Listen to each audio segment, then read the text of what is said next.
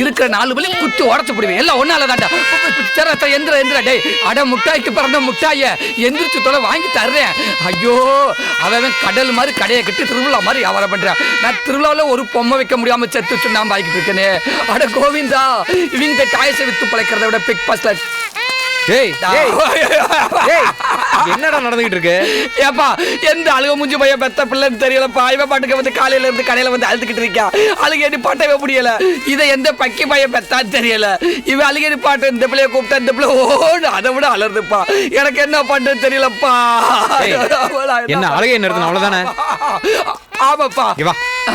கைய கொடுத்து தூக்குப்பா. என் கண்ண பார். நல்லாத்தான் இருக்கு.